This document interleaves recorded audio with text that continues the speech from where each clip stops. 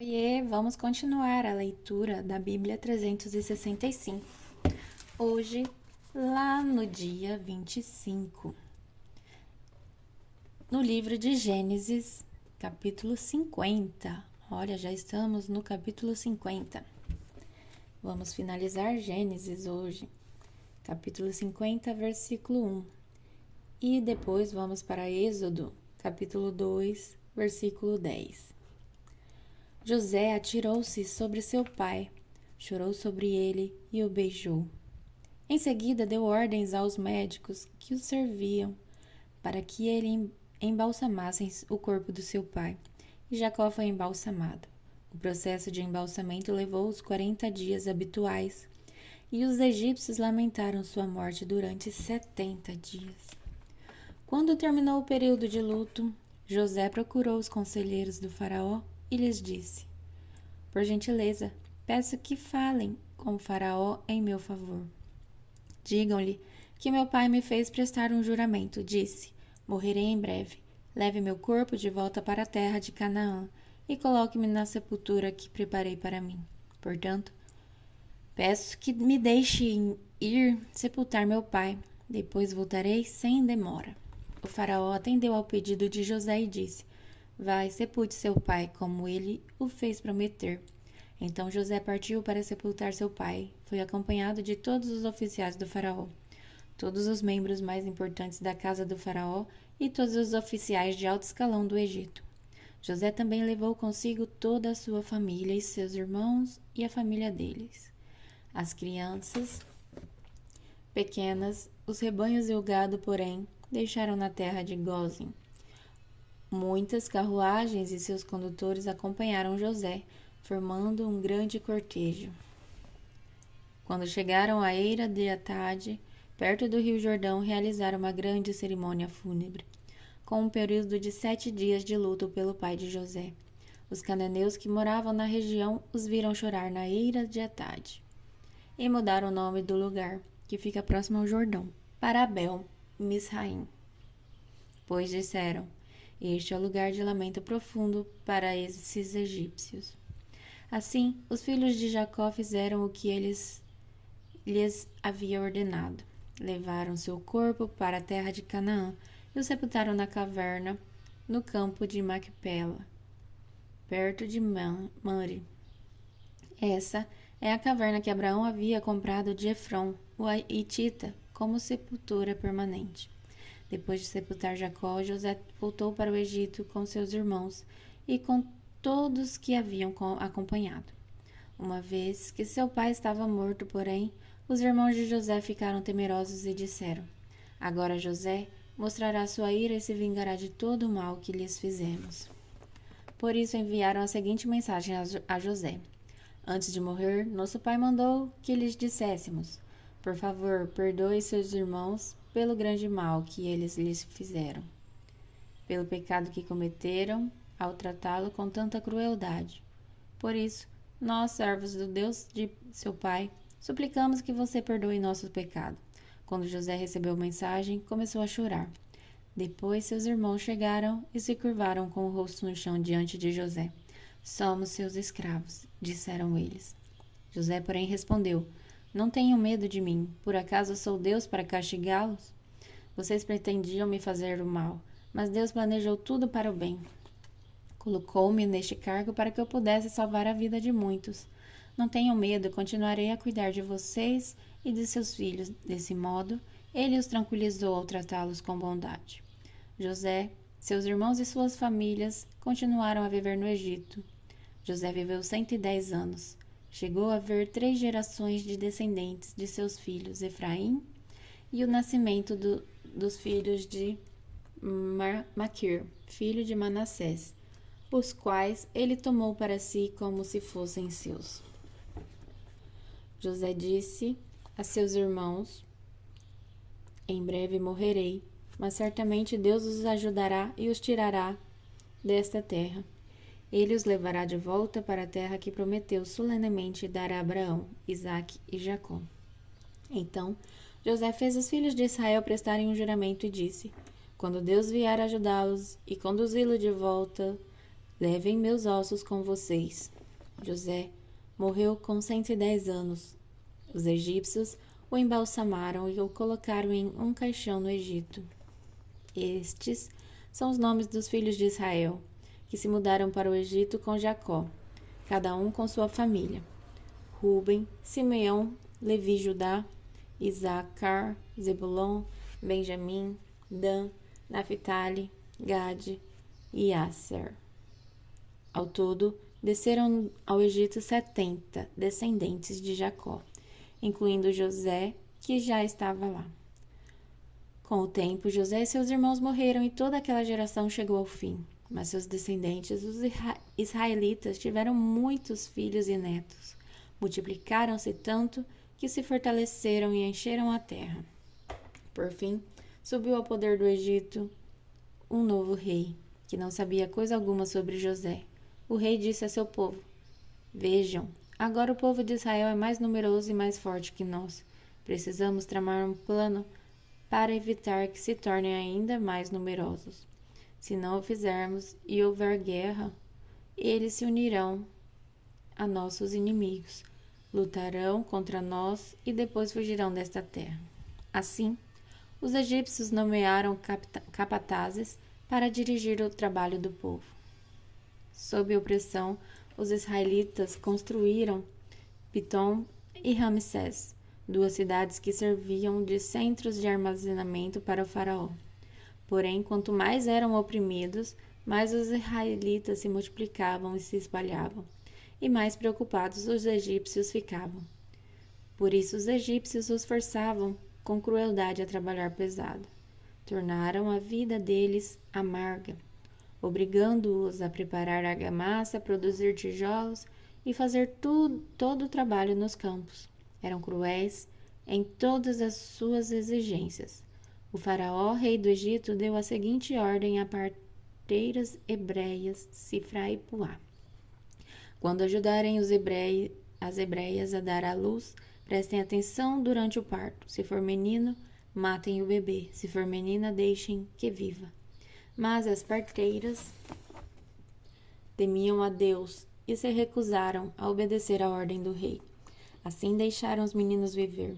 Então o rei do Egito mandou chamar as parteiras e lhes perguntou: por que fizeram isso? Por que deixaram os meninos viver? As mulheres hebreias não são como as egípcias, responderam as parteiras ao faraó. São mais vigorosas e dão à luz com tanta rapidez que não conseguimos chegar a tempo. Deus foi bondoso com as parteiras, e os israelitas continuaram a multiplicar-se e tornaram-se cada vez mais fortes. E porque as parteiras temeram a Deus, ele deu a cada uma delas a sua própria família. Então, o faraó deu a seguinte ordem a todo o seu povo: lancem no rio Nilo todos os meninos hebreus recém-nascidos, mas deixem as meninas viver. Por essa época, um homem e uma mulher da tribo de Levi se casaram. A mulher engravidou e deu à luz a um menino. Viu que era um lindo bebê e o escondeu por 3 meses. Quando não conseguia mais escondê-los, pegou um cesto feito de juncos de papiro e o revestiu com betume e piche. Acomodou o bebê no cesto e o colocou entre os juncos à margem do rio Nilo. A irmã do bebê ficou observando a certa distância para ver o que lhe aconteceria. Pouco depois, a filha do faraó desceu do Nilo para tomar banho, e suas servas foram caminhar pela margem do rio. Quando a princesa viu o cesto entre os juncos, mandou sua serva buscá-lo. Ao abrir o cesto, a princesa viu o bebê. O menino chorava e ela sentiu pena dele. Deve ser um dos meninos hebreus, disse ela. Então a irmã do menino se aproximou e perguntou à princesa: a senhora quer que eu chame uma mulher hebreia para amamentar o bebê? Quero, respondeu a princesa. A moça foi e chamou a mãe do bebê. A princesa disse à mãe do bebê: leve este menino e amamente-o para mim. Eu pagarei por sua ajuda. A mulher levou o bebê para casa e o amamentou. Quando o menino cresceu, ela o levou de volta à filha do faraó, que o adotou como seu próprio filho. A princesa o chamou de Moisés, pois disse: eu o tirei da água. Agora, em Mateus, Agora nós vamos continuar no livro de Mateus, lá no Novo Testamento, capítulo 16, versículo 13, até o capítulo 17, versículo 9. Quando Jesus chegou à região de Cesareia de Filipe, perguntou aos seus discípulos: Quem as pessoas dizem que o Filho do Homem é? Eles responderam: Alguns dizem que o Senhor é João Batista, outros que é Elias, e outros ainda que é Jeremias ou um dos profetas. E vocês? Perguntou ele. Quem vocês dizem que eu sou? Simão Pedro respondeu: O Senhor é o Cristo, o Filho do Deus vivo. Jesus disse: Que grande privilégio você teve, Simão, filho de João. Foi meu Pai no céu quem te revelou isso. Nenhum ser humano saberia por si só. Agora eu lhe digo que você é Pedro, e sobre esta pedra edificarei minha igreja, e as forças da morte não a conquistarão. Eu lhe darei as chaves do reino dos céus. O que você ligar na terra terá sido ligado no céu, e o que você desligar na terra será desligado no céu. Então ele advertiu aos seus discípulos que não dissessem a ninguém que ele era o Cristo. Daquele momento em diante, Jesus começou a falar claramente a seus discípulos que era necessário que ele fosse a Jerusalém e sofresse muitas coisas horríveis nas mãos dos líderes do povo, dos principais sacerdotes e dos mestres da lei. Seria morto, mas no terceiro dia ressuscitaria. Pedro o chamou de lado e começou a repreendê-lo por dizer tais coisas. Jamais, Senhor, disse ele, isso nunca lhe acontecerá. Jesus se voltou para Pedro e disse: Afaste-se de mim, Satanás. Você é uma pedra de tropeço para mim. Considera as coisas apenas do ponto de vista humano e não da perspectiva de Deus. Então Jesus disse a seus discípulos: Se alguém quer ser meu seguidor, negue a si mesmo, tome sua cruz e siga-me. Se tentar, se apegar à sua vida, perderá. Mas, se abrir mão de sua vida por minha causa, a encontrará. Que vantagem há em ganhar o mundo inteiro, mas perder a vida? E o que daria o homem em troca de sua vida? Pois o Filho do Homem virá com seus anjos na glória de seu Pai e julgará cada pessoa de acordo com suas ações. Eu lhes digo a verdade. Alguns que estão aqui neste momento não morrerão antes de ver o Filho do Homem vindo em seu reino. 6 dias depois, Jesus levou consigo Pedro e 2 irmãos, Tiago e João, até um monte alto.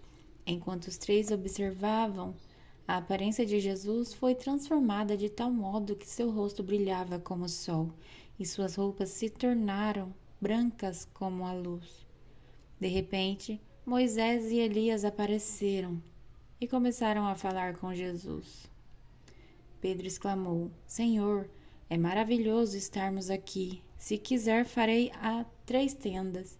Uma será sua, uma de Moisés e outra de Elias. Enquanto ele ainda falava, uma nuvem brilhante os cobriu, e uma voz que vinha da nuvem disse: Este é meu filho amado, que me dá grande alegria. Ouçam-no. Os discípulos ficaram aterrorizados e caíram com o rosto em terra. Então Jesus veio e os tocou. Levantem-se, disse ele, não tenha medo. E quando levantaram os olhos, viram apenas Jesus. Enquanto desciam do monte, Jesus lhe ordenou: Não conte a ninguém o que viram, até que o Filho do Homem ressuscite dos mortos. Agora em Salmos, capítulo 21, versículo de 1 a 13. Em tua força, Senhor, o rei se alegra. Grita de alegria, porque lhes dá vitória. Concedeste o desejo de seu coração e não negaste nada do que ele pediu. Tu o recebeste com riqueza e bênçãos. Puseste em sua cabeça uma coroa de ouro puro. Ele pediu que lhe preservasses a vida, e tu atendestes a seu pedido. Seus dias se estendem para sempre. Tua vitória lhe dá grande honra, E tu o cobristes de esplendor e majestade. A ele deste a bênçãos eterno e a alegria de tua presença. Pois o rei confia no Senhor. O amor do Altíssimo não permitirá que ele se abale. Tu alcançarás todos os teus inimigos. Tua forte mão direita apanhará todos os que te odeiam. Quando te manifestares, tu os lançarás numa fornalha ardente. Em sua ira o Senhor os consumirá, sim, fogo os devorará.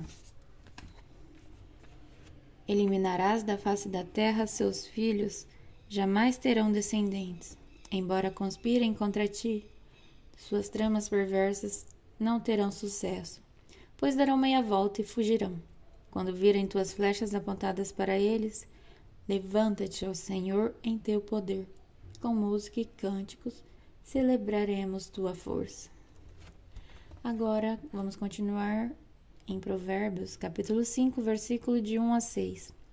Meu filho, preste atenção à minha sabedoria. Ouça bem meu conselho prudente. Assim você mostrará discernimento, e seus lábios expressarão o que aprendeu. Pois os lábios da mulher imoral são doces como mel, e sua boca é mais suave que azeite.